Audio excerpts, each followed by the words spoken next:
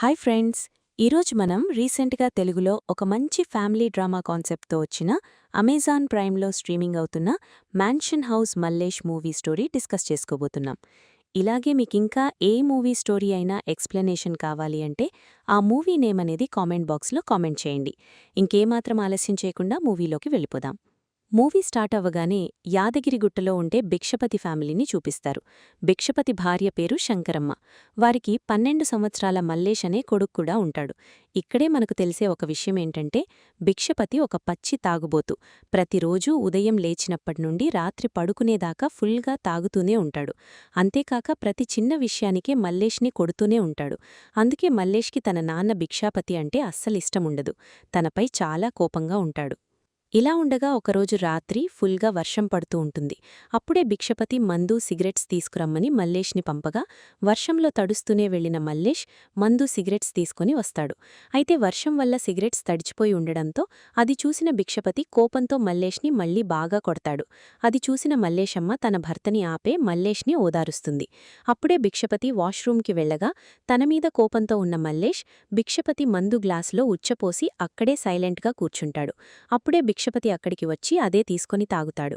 అది చూసిన మల్లేష్ బాగా నవ్వుకుని ఇంకా అదే రోజు రాత్రి బాగా ఆలోచించి ఇంటి నుండి వెళ్ళిపోవాలని ఫిక్స్ అయ్యి తన ఫాదర్ మందు బాటిల్ని చూసి అది తీసుకుని ఫుల్గా తాగే నిద్రపోతున్న తన ఫాదర్ని చూసి తనని అప్పటిదాకా కొట్టిందంతా గుర్తుచేసుకుని కోపంతో భిక్షపతి కడుపుపై గుద్దే అలా ఇంట్లో నుండి పారిపోయే హైదరాబాద్కి వెళ్లి అక్కడే బేల్దారి పని చేసుకుంటూ వచ్చిన డబ్బులతో మందు తాగుతూ హ్యాపీగా ఉంటాడు. అలా కొన్ని రోజులు గడిచిపోతాయి. అయితే కొన్ని రోజులకే మల్లేష్ని చూసిన తన ఊరి వ్యక్తి తన దగ్గరికి వచ్చి రే మల్లేష్, మీ నాన్న చనిపోయాడు అని చెప్పడంతో అది విన్న మల్లేష్ చాలా హ్యాపీగా ఫీలయ్యి తన బాధలన్నీ తీరిపోయాయని సంతోషంగా తిరిగి ఇంటికి వస్తాడు. సీన్ కట్ చేస్తే అలా కొన్ని సంవత్సరాలు గడిచిపోతాయి. ఇప్పుడు మల్లేష్ ఊర్లోనే తన ఫ్రెండ్ రాఘవతో కలిసి సప్లయర్స్ టెంట్ హౌస్ మెయింటైన్ చేస్తూ తన అమ్మని చూసుకుంటూ ఉంటాడు. అయితే మల్లేష్కి తన తండ్రి వల్ల అలవాటైన మందు అలవాటు మాత్రం మానలేక ఇప్పటికీ ప్రతిరోజూ తన ఫాదర్లాగే మ్యాన్షన్ హౌస్ మందు ఎప్పుడూ తాగుతూనే ఉంటాడు. ఇంక తన తండ్రి మీద కోపంతో ప్రతిరోజూ తన తండ్రి ఫోటో చూసిన ప్రతిసారీ ఫోటోపై తన డ్రాయర్ ఆరేస్తూ అలాగే తన ఫాదర్కి ఎంతో ఇష్టమైన తన బైక్ని తనతో తన కోపం తీర్చుకుంటూ ఉంటాడు. అది చూస్తున్న తన అమ్మ ఆ బైక్లో మీ నాన్నని చూసుకుంటున్నాన్రా అని చెప్పి తనని ఆపుతూ ఉంటుంది. ఇలా ఉండగా ఒకరోజు Mallesh and Raghava shop open చేసి గుడి దగ్గర ఫంక్షన్ ఉంది అని టెంట్ సామాన్లు పంపే మల్లేష్ డ్రింక్ చేస్తూ ఉండగా అప్పుడే గుడి దగ్గరికి టెంట్ సామాన్లు తీసుకెళ్లిన రాజు సామాన్లు తీసుకుని తిరిగి షాప్ దగ్గరికి వస్తాడు. అది చూసిన మల్లేష్ ఏమైందిరా అని అడగ్గా దానికి రాజు ఆ ప్రతాప్ రెడ్డి మా గుడిలో మీ టెంట్ వేశారేంట్రా అని నన్ను కొట్టిండు, అలాగే తక్కువ జాతి నా కొడుకులారా అని తిట్టాడు అని చెప్పగా అది విన్న మల్లేష్కి చాలా కోపం వచ్చి నేరుగా గుడి దగ్గరికి వెళ్లి అలా తన బావ చిన్నా పటేల్తో గొడవపడగా అక్కడ వారందరూ వారిని ఆపి బావా బమర్దుల మధ్య ఏం గొడవయ్యా అంటారు. దానికి చిన్నా పటేల్ ఎవడయ్యా బామర్ది, వాడి కులమేంది నా కులమేంది అంటాడు. దాంతో మల్లేష్కి మళ్లీ కోపం వచ్చి మళ్లీ గొడవపడగా అక్కడివారు వారిని ఆపి అక్కడ్నుండి పంపుతారు. ఇక్కడే మనకు తెలిసే ఒక విషయమేంటంటే నిజానికి మల్లేషమ్మ శంకరమ్మ పటేల్ ఫ్యామిలీకి చెందినది కాగా తక్కువ కులానికి చెందిన భిక్షపతిని ఇష్టపడే అలా ఇద్దరూ పెళ్లి చేసుకుని ఉంటారు. అప్పట్నుండి పటేల్ ఫ్యామిలీ శంకరమ్మ తమకిష్టం లేని పెళ్లి చేసుకుంది అని శంకరమ్మతో మాట్లాడ్డం మానేసి తన్ని దూరంగా ఉంచుతారు. అయితే శంకరమ్మ మీద ప్రేమతో తన ఫాదర్ శంకరమ్మకే వారి పొలాల మధ్యలో ఉన్న 10 గుంటల స్థలం రాసి ఇచ్చి ఉంటాడు. అంటే చిన్నా పటేల్కి మల్లేషమ్మ అత్తయ్యే అవుతుంది. అయితే ఇప్పుడు చిన్నా పటేల్ తమ 10 ఎకరాల పొలాల మధ్యలో అడ్డుగా ఉన్న శంకరమ్మ 10 గుంటల స్థలాన్ని కూడా ఎలాగైనా లాక్కుంటే అప్పుడు తన పొలానికి ఎలాంటి ఇబ్బంది ఉండదు అని ఆలోచిస్తూ ఉంటాడు. అలాగే మల్లేష్ని తక్కువ కులానికి చెందినవాడిలాగే చూస్తూ ఉంటాడు. అందుకే మల్లేష్కి చిన్నా పటేల్ అంటే అస్సలు నచ్చదు. ఇంక నెక్స్ట్ సీన్లో చిన్నా పటేల్ తన అసిస్టెంట్తో లైఫ్ టైం డీల్ ఒకటొచ్చిందిరా, 5 ఎకరాల్లో హోటల్, 5 ఎకరాల్లో మండపం, హోటల్లో 300 రూమ్స్, మనకంటూ స్పెషల్గా ఫ్లాట్ కూడా ఉంటుంది. ఈ డీల్ ఓకే అయితే ఈ యాదగిరిగుట్టలో మనదే టాప్ హోటల్ అవుతుంది. అయితే ఈ డీల్ ఈ మల్లేష్ గాడి 10 గుంటల భూమితో కలిపిరా, ఈ 10 గుంటలు లేకపోతే ఆ డీలే పోతుంది అని చెప్తాడు. ఇదిలా ఉంటే మరోపక్క మల్లేష్ అమ్మ తనకి పెళ్లి చేస్తే అయినా ఈ తాగుడు మాని భార్యని చూసుకుంటూ మంచిగా ఉంటాడు అని ఆలోచించే మల్లేష్ కోసం ఒక సంబంధం చూసే అదే విషయం మల్లేష్కి చెప్పి పెళ్లి చూపులకి వెళదామని చెప్పగా దానికి మల్లేష్ నాకే పెళ్లీ వద్దు, నేనెక్కడ ఎక్కడికి రాను అంటాడు. దాంతో తనమ్మ, నువ్వు పెళ్లిచూపులకి రావాల్సిందే. ఒకవేళ పిల్లని చూశాక నీకు నచ్చకపోతే నిన్ను ఫోర్స్ చేయను. నువ్వు రాకపోతే నేను చనిపోతాను అని బెదిరించడంతో మల్లేష్కి మరో దారి లేక అలా పెళ్లిచూపులకి వెళతాడు. ఇంకా అలా అమ్మాయి పేరు జ్యోతి. అయితే మల్లేష్ అమ్మ అమ్మాయి ఫ్యామిలీతో మల్లేష్ చాలా మంచివాడు అని, ఎలాంటి చెడ్ల అలవాట్లు లేవని అబద్ధం చెప్పడంతో మల్లేష్ వారికి నచ్చే పెళ్లికి కూడా ఓకే చేస్తారు. అయితే మల్లేష్ మాత్రం జ్యోతితో మాట్లాడాలని తన్ని పక్కకు తీసుకెళ్లి, మా అమ్మ చెప్పిందంతా అబద్ధం, నాకు మందలవాటు ఉందని తన గురించి నిజాలని చెప్పి, ఇప్పటివరకు నేనిలా ఎవరికీ నిజాలు చెప్పలేదు, ఎందుకో నిన్ను చూశాక చెప్పాలనిపించింది, ఇంక నీ ఇష్టమని చెప్తాడు. అయితే మల్లేష్ నిజాయితీ నచ్చిన జ్యోతి తనకి మల్లేష్ నచ్చాడు అని చెప్పడంతో ఇంక మల్లేష్కి కూడా జ్యోతి నచ్చే అలా వారికి పెళ్లి ఫిక్స్ చేస్తారు. అలా మల్లేష్ అండ్ జ్యోతిల పెళ్లి రోజు. ఈ విషయం కాస్త చిన్న పటేల్కి తెలిసి ఎలాగైనా ఈ పెళ్లి ఆపాలి అని అలా పెళ్లి మండపం దగ్గరికి వచ్చి తన మనుషులతో కావాలనే పెట్టుబడులుగా మందు బాటిల్స్ ఇప్పిస్తూ ఉంటాడు. అది చూసిన జ్యోతి ఫాదర్ మల్లేషమ్మతో, నీ కొడుకుకి మందు అలవాటు లేదన్నారు కదా, మరి అందరూ తనకి మందు బాటిల్స్ ఎందుకు చదివిస్తున్నారు ఏంటి అంటాడు. అది కాస్త చిన్నా పటేల్ విని తన దగ్గరికి వచ్చే, నీకు అలా చెప్పారా, ఈ మల్లేష్గాడు పచ్చి తాగుబోతో, నీకు అబద్ధం చెప్పే నీ కూతుర్ని వాడికిచ్చి పెళ్లి చేసి గొంతు కోస్తున్నారు, జాగ్రత్త అని చెప్పి వెళ్ళిపోగా జ్యోతి ఫాదర్ మల్లేషమ్మపై సీరియస్ అయి తనని తిడతాడు. దాంతో మల్లేష్కి చాలా కోపం వచ్చి జ్యోతి ఫాదర్ని కొట్టి, జ్యోతితో, నీకు నా గురించి ముందే చెప్పాను కదా, చెప్పు, ఇప్పటికే నన్ను పెళ్లి చేసుకోవడం నీకు ఇష్టమేనా అని అడగగా జ్యోతి ఇష్టమే అని చెప్పడంతో అలా మల్లేష్ జ్యోతి మెడలో తాళికట్టి పెళ్లి చేసుకుంటాడు. ఇక అదే రోజే తన బావ చిన్నా పటేల్ మీద కోపంతో మల్లేష్ వెళ్లి చిన్నా పటేల్ 10 ఎకరాల మధ్యలో ఉన్న తన 10 గుంటల భూమిలో this land belongs to Mallesh అనే బోర్డు పాతుతాడు. అది చూసిన చిన్నా పటేల్ కోపంతో రగిలిపోతాడు.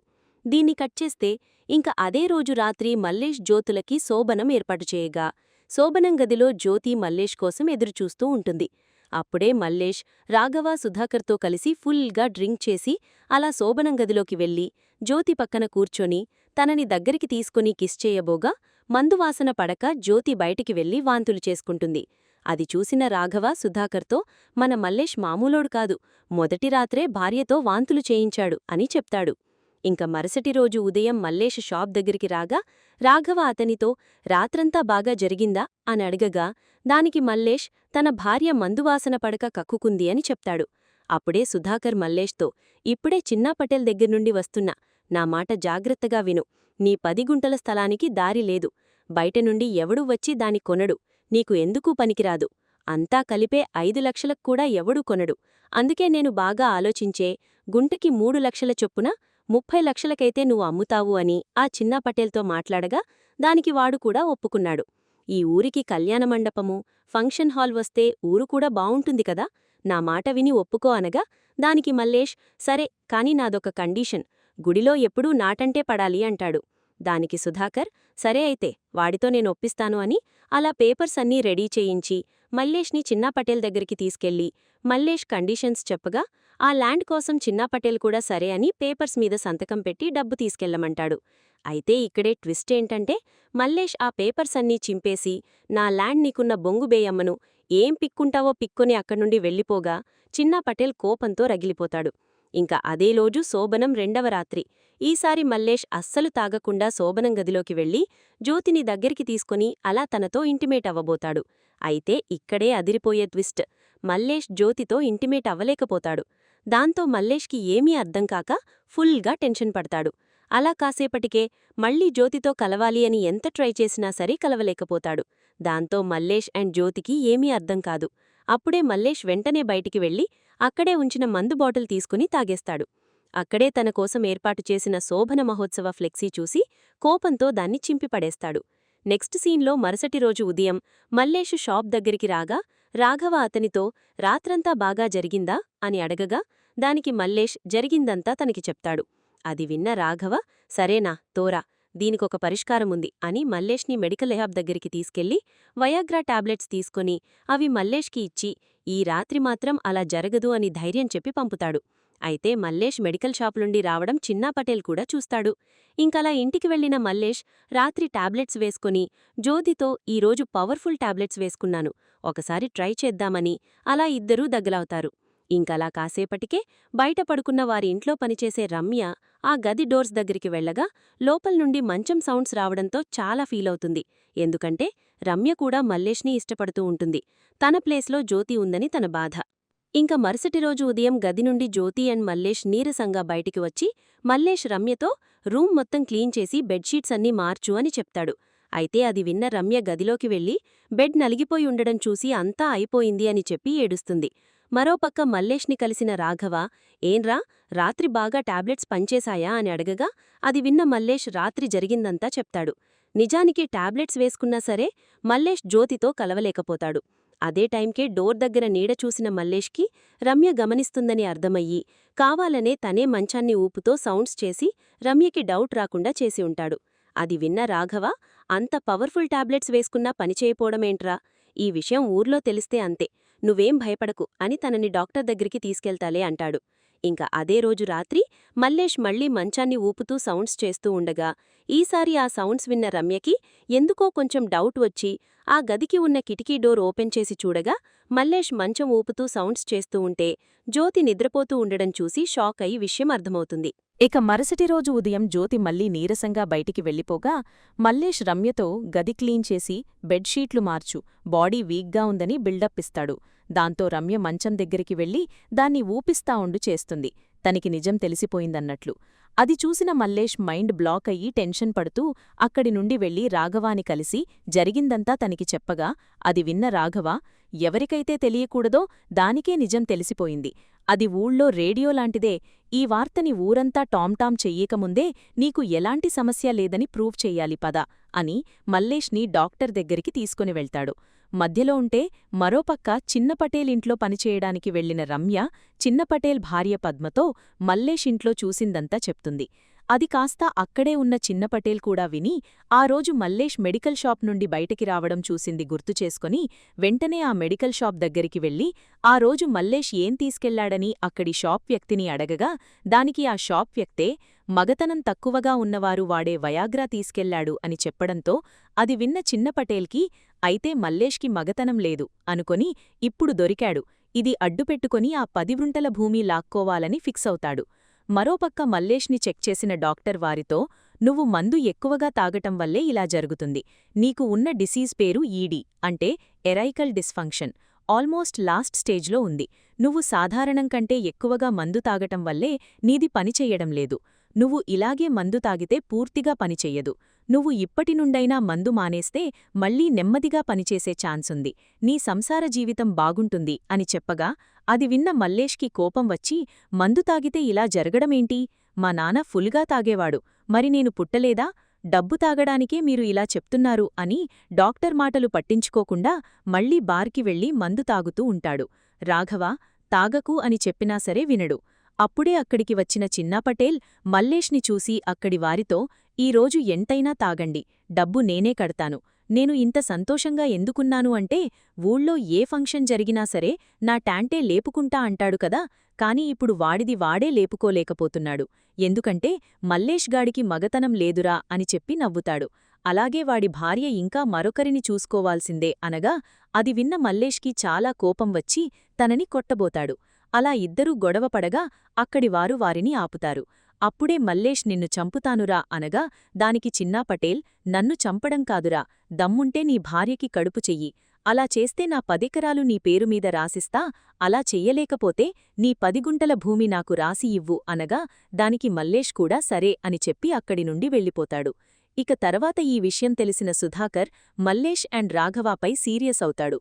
ముందే నాకీ విషయం చెప్పకుండా టాబ్లెట్స్ వేసుకున్నాడు, డాక్టర్ దగ్గరకు పోవుడేందిరా, ఇప్పుడు చూడండి ఈ విషయం ఊరంతా తెలిసింది అంటాడు. అప్పుడే మల్లేష్కి తన అమ్మ కంటిన్యూస్గా ఫోన్ చేస్తూ ఉండగా అది చూసిన మల్లేష్, అమ్మకి ఈ గొడవ గురించి తెలిసిపోయినట్లుందే, ఇప్పుడు ఏ మొహం పెట్టుకొని ఇంటికి వెళ్లగలనని బాధపడగా సుధాకర్ తనకి ధైర్యం చెప్పి ఇంటికి పంపుతాడు. ఇంకా అలా మల్లేష్ ఇంటికి వెళ్తూ ఉండగా తనని చూస్తున్న గల్లీలోని వారందరూ మల్లేష్కి మగతనం లేదంట అని మాట్లాడుకోవడం విని మల్లేష్ మరింత బాధపడుతూ ఇంట్లోకి వెళ్తాడు. అయితే జ్యోతి కూడా తనతో మాట్లాడదు. మల్లేష్ తనతో, నాతో మాట్లాడవా జ్యోతి, వాడికి నాకు చాలా రోజులుగా పొలం పంచాయితీ నడుస్తుంది, ఈరోజు అందరి ముందు నువ్వు మగోడివే కాదు అన్నాడు, ఊరికే ఉన్నాను కాని నీ గురించి తప్పుగా మాట్లాడాడు, అందుకే కొట్టాను అని చెప్తుంది. ఇక అదే రోజు రాఘవ మల్లేష్ని కలిసి, నువ్వేం టెన్షన్ పడకురా, మగతనం పెరగడానికి ఏమేం తినాలో ఏమేం వాడాలో లిస్టు రెడీ చేశాను, ఈ రోజు నుండి నువ్వు ఇదే ఫాలో అవ్వాలి అని ఆ రోజు నుండి మల్లేష్కి ఉడకబెట్టిన గుడ్లు, ములక్కాడా అంటూ ఫుడ్ పెడుతూ ఉంటాడు. ఇంక జ్యోతి అండ్ శంకరమ్మ కూడా మల్లేష్ కోసం స్పెషల్గా వంటలు చేసి డ్రై ఫ్రూట్స్ కూడా పెడుతూ ఉంటారు. అలా కొన్ని రోజులు గడిచిపోతాయి. అయితే ఇలా ఉండగా ఒకరోజు మల్లేష్ ఇంటికి రాగానే తన అమ్మ మల్లేష్తో, నీకు మగతనం లేదు అని జ్యోతి ఫ్యామిలీ వచ్చి తనని బలవంతంగా తీసుకెళ్లిపోయారు అని చెప్పడంతో అది విన్న మల్లేష్కి చాలా కోపం వచ్చి వెంటనే జ్యోతి ఇంటికి వెళ్లి జ్యోతిని అక్కడి నుండి తీసుకెళ్లబోతాడు. అయితే జ్యోతి అన్నయ్య అండ్ బంధువులు తనని ఆపుతారు.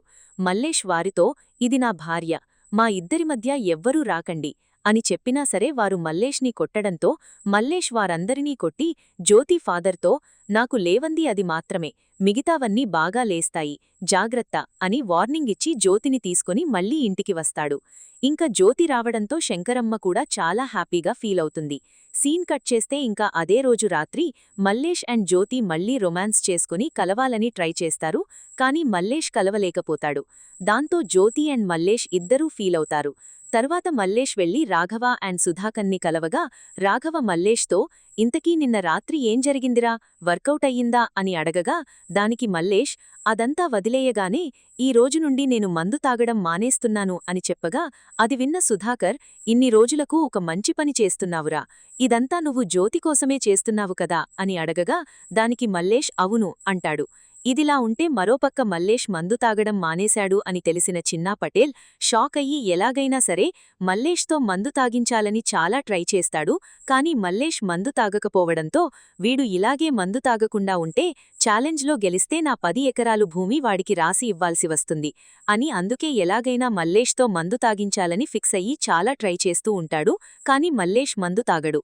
ఇంక రాత్రి నిద్రపోయేటప్పుడు కూడా మల్లేష్ మందు తాగట్లేదని అదే ఆలోచిస్తూ నిద్రపోతాడు.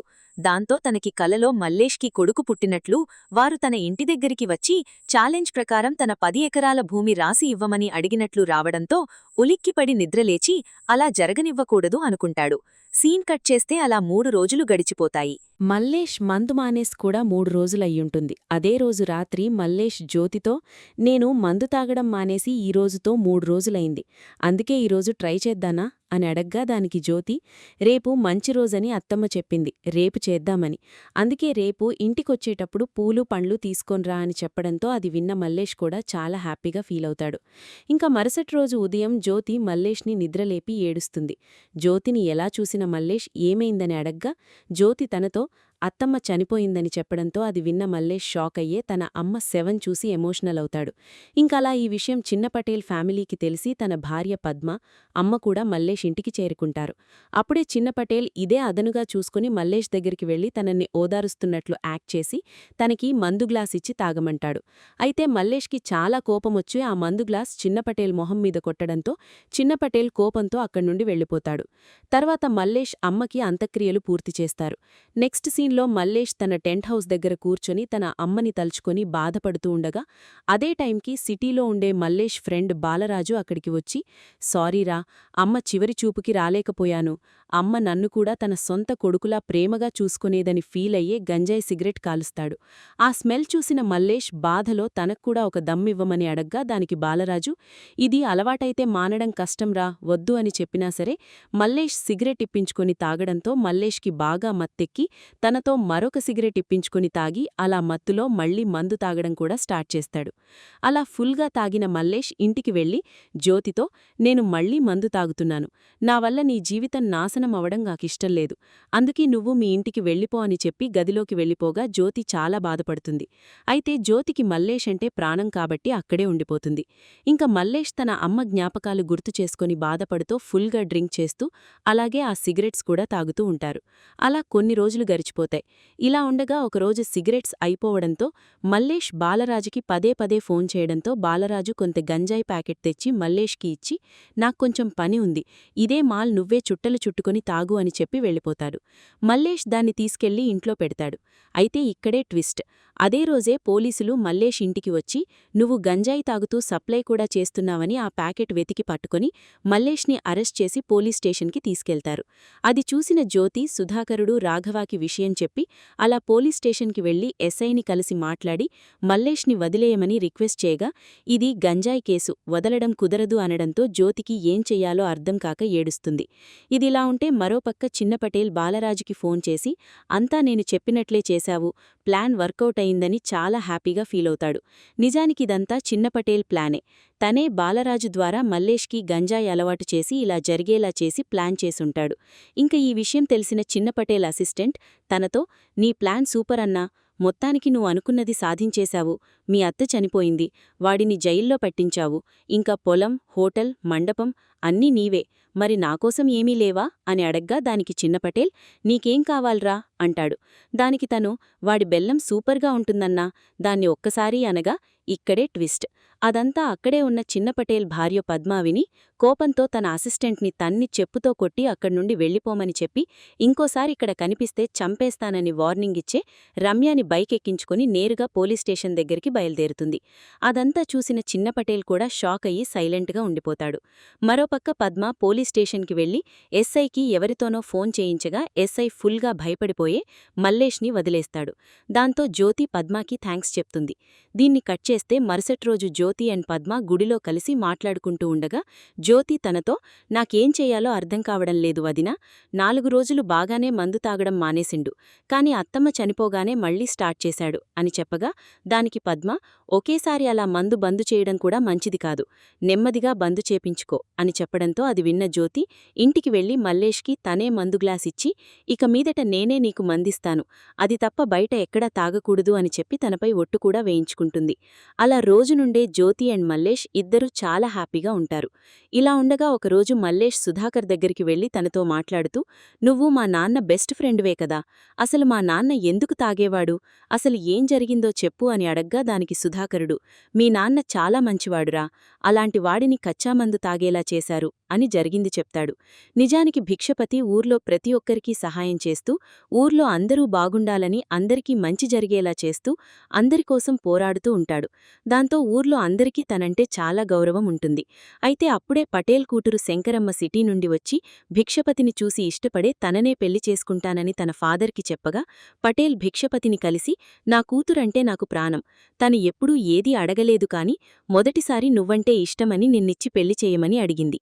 అయితే మీ ఇద్దరికీ పెళ్లి చేసి ఊర్లోని పటేళ్లతో బద్నాం కాలేను నేను, కాని నా కూతురు సంతోషంగా ఉండడం కూడా నాకిష్టం, అందుకే నువ్వే నా కూతురుని ఎక్కడికైనా తీసుకెళ్లి పెళ్లి చేసుకొని ఇద్దరూ సంతోషంగా ఉండండి అని చెప్పగా అది విన్న భిక్షపతి, మీలాంటి పెద్దింటివారు నన్ను సంబంధం అడగడమే గొప్ప అని తన గౌరవాన్ని కాపాడడానికే పటేల్ కూతుర్ని ప్రేమ పేరుతో భిక్షపతే లేపుకెళ్లాడు అనే నింద తన మీద వేసుకోగా ఇది ఊర్లోని పటేళ్లందరికీ తెలిసి భిక్షపతిపై కోపంతో తప్పుడు కేసులు పెట్టి టార్చర్ చేస్తూ భిక్షపతికి వచ్చిన గవర్నమెంట్ జాబ్ కూడా చేసుకోనివ్వకుండా హింస పెట్టడంతో అదంతా భరించలేని భిక్షపతి అప్పుడే మందుకి బానిసై తాగడం స్టార్ట్ చేసి ఉంటాడు. అలా సుధాకర్ అంతా చెప్పి, నువ్వంటే మీ నాన్నకి చాలా ఇష్టంరా, నీ జీవితం బావుండాలని నిన్ను హాస్టల్లో ఉంచి చదివించాలి అనుకుంటే నువ్వు హాస్టల్ నుండి పారిపోయి ఇంటికి రావడంతో నిన్ను కొడుతూ ఉండేవాడు. అసలు మీ నాన్న ఎలా చనిపోయాడో నీకు తెలుసా? నువ్వు ఇంట్లో నుండి పారిపోతే నీ గురించి ఆలోచిస్తూ బాధతో మరింత ఎక్కువగా తాగుతూ గుండె పగిలి చనిపోయాడని చెప్పడంతో అది విన్న మల్లేష్ తన నాన్న ఎంత మంచివాడో అర్థమయ్యి చాలా ఎమోషనల్ అవుతాడు. అలా కొన్ని రోజులు గడిచిపోతాయి. నెమ్మదిగా మల్లేష్ మందు తాగడం పూర్తిగా మానేయడంతో జ్యోతి కూడా చాలా హ్యాపీగా ఫీల్ అవుతుంది. సీన్ కట్ చేస్తే ఒకరోజు బాలరాజు మల్లేష్కి ఫోన్ చేసి, సారీరా, నేను చేసింది తప్పు, నీకు గంజాయి అలవాటు చేసి నిన్ను జైలుకి పంపేలా చేసింది మీ బావ చిన్న పటేలే, నన్ను భయపెట్టి అలా చేయించాడు, జ్యోతి గురించి కూడా చాలా తప్పుగా మాట్లాడాడని చెప్పడంతో అది విన్న మల్లేష్కి కోపం వచ్చి కత్తి తీసుకొని చిన్న పటేల్ దగ్గరికి వెళ్లి తనని చంపబోగా అలా ఇద్దరి మధ్య పెద్ద ఫైట్ జరిగి ఒకరినొకరు కత్తులతో చంపుకోబోతారు.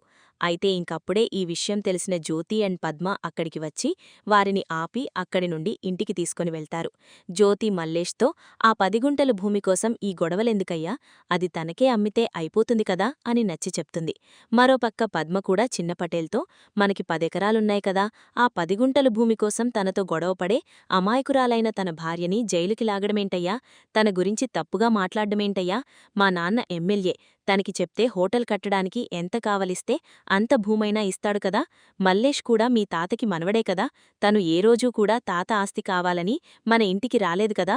నువ్విక్కడ గలీజ్గాళ్లతో తిరిగే నువ్వు కూడా చెడ్డవాడిలా మారిపోయావని చెప్పడంతో అది విన్న చిన్న పటేల్ కూడా రియలైజ్ అయ్యి మంచిగా మారిపోయే మరుసటి రోజు మల్లేష్ ఇంటికి వెళ్లి జ్యోతితో, నన్ను క్షమించు తల్లి, నీ మీద పందెం కాయడం, నీ గురించి తప్పుగా మాట్లాడ్డం తప్పు.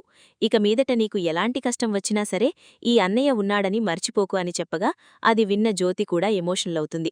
అదంతా బయటే ఉన్న మల్లేష్ కూడా విని ఫీలవుతాడు.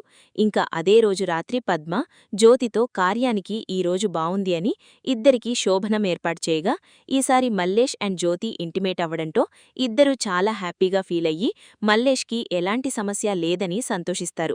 అలా కొన్ని రోజులకే జ్యోతి ప్రెగ్నెంట్ అయ్యి తనకి సీమంతం ఫంక్షన్ గ్రాండ్గా చేయగా ఆ ఫంక్షన్కి చిన్న పటేల్ ఫ్యామిలీ కూడా వస్తుంది. అప్పుడే మల్లేష్ సుధాకర్తో, మా నాన్న ఎంత మంచివాడో జర నా బావకు కూడా చెప్పు అని వెళ్ళిపోగా అది విన్న చిన్న పటేల్, వాడి నాన్న అంత గొప్పవాడా, అయితే ఇప్పటిదాకా నాకెందుకు చెప్పలేదు అని అడగగా దానికి సుధాకర్, వాడి నాన్నంత బేకర్గాడు ఎక్కడా ఉండడు, వాడు చెయ్యని గలీజ్ పనంటూ లేదు, నిజం చెప్తే వాడు తట్టుకోలేడని మంచివాడు అని అబద్ధం చెప్పాను. అలాంటి వాడికి మీ అత్త ఎలా పడింది అంటే, సిటీ నుండి వచ్చిన మీ అత్త ఒకరోజు సైకిల్ తొక్కుతూ వెళ్తూ బురదలో పడిపోగా అది చూసిన భిక్షపతే తనని తన ఇంటికి తీసుకెళ్లి తన డ్రెస్ ఇచ్చి మీ అత్త డ్రెస్ని ఉతికి తనకిచ్చేశాడు. అది చూసిన మీ అత్త అతను మంచివాడు అని నమ్మి తనని పెళ్లి చేసుకుంది అని చెప్తాడు. వాడి నాన్న అలాంటివాడని తెలిస్తే తట్టుకోలేడని అబద్ధం చెప్పాను అంటాడు. అది విన్న చిన్న పటేల్, వాడి నాన్న అలాంటివాడైనా సరే మల్లేష్ మంచివాడేలే, నిజానికి చిన్నతనంలో తనకి మందు అలవాటు చేసి తన నాన్నని కొట్టి పారిపోయేలా చేసింది నేనే, కాని తన నాన్న చనిపోవడంతో వాడు మళ్లీ తిరిగి వచ్చాడు అని చెప్తాడు. అప్పుడే మల్లేష్ తన దగ్గరికి వచ్చి, నా 10 గుంటల భూమి 1 కోటి రూపాయలకైతే నీకమ్ముతాను, ఎందుకంటే అక్కడ 300 కోట్లతో రింగ్ రోడ్డు రాబోతోందని నాకు తెలిసిందిలే అనగా అది విన్న చిన్న పటేల్, సరే 1 కోటి ఇస్తాను, ఇక మీదట ఇద్దరం కలిసే అంతా చూసుకుందాం, ముందు మన ల్యాండ్ చూసిద్దాం పద అని అలా ఇద్దరూ బైక్పై వెళ్తారు.